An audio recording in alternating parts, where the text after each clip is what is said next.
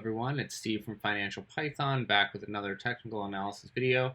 Today we're going to be talking about how to build a VWAP indicator in Python. For those of you that are not familiar with the VWAP is the volume weighted average price. I'm not going to get too much into what the what it's actually how it's used in technical analysis, but today we're really just going to get into how to calculate it. So you see I have the formula up here. It's just going to be the sum of the volume times the price. So we're going to get the volume times price over the time series, like the pricing data. We'll go through that, and then it's divided by the sum of the volume. And not only are we going to calculate that, we can talk about how to build a an indicator, something that's going to tell you like, hey, the price just crossed above or below the VWAP, which is really what we would want to know in a trading bot or something like that. So let's get into this. So because it's time series data, we're going to have to download the historical data from Y Finance. This should be installed in Colab. If you don't, you might have to install Y Finance. And then I'm just going to create a ticker object for Apple. We'll use Apple as our test stock. So everybody's usually familiar. And we'll create a data frame of the Apple history data. We'll have to put in a period. We'll have to put in an interval. And we'll get the 15-minute data. And we'll have to put in a period.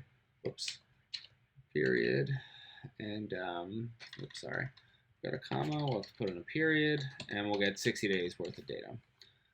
So let's get that. Okay. Let's just print out the data frame so we can see what it looks like.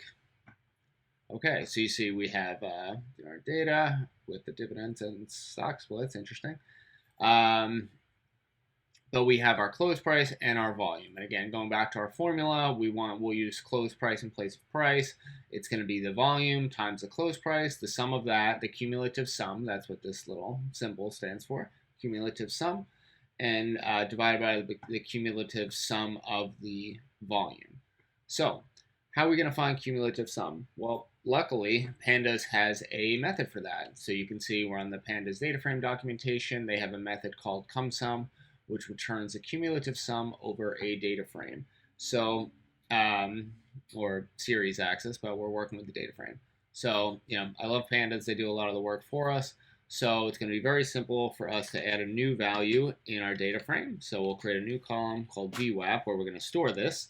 And what this is going to do, what we're going to set this to is, again, we need the sum, going back to the formula, sum of the volume times price divided by the sum of the volume. So we'll do volume times data close. That's the price in this case. And we're going to take that value and call the cumsum method. And then we're going to divide that by the volume, also with the cumsum method called. Okay. So let's press play. Let's reprint our data frame here. Okay, as you can see, we have a VWAP in there. The close price is significantly below it. As you can see, Apple has been, taking on the chin lately. So, not great. But, and I am in the middle of the trading day, so it's, I think they're, not having a great day today.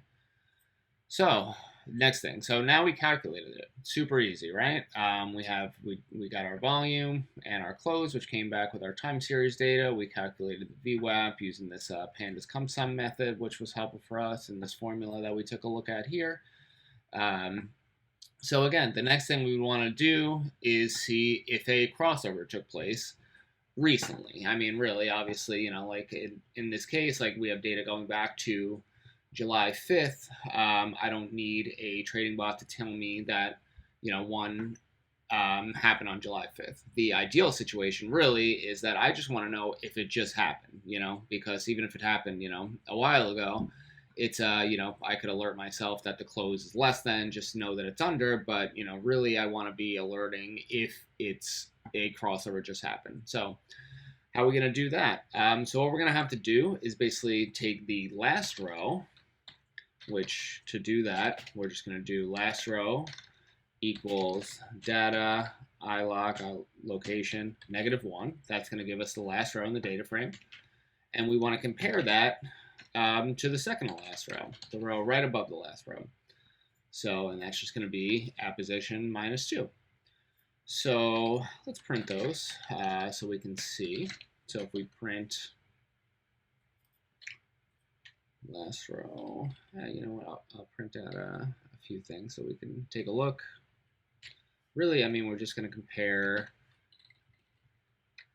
the last row close. Oh, that's right, I need to put it in here. So I'm going to say last row close. Last row close. I'm going to take the last row volume. Oh no, not volume. The VWAP, excuse me. And then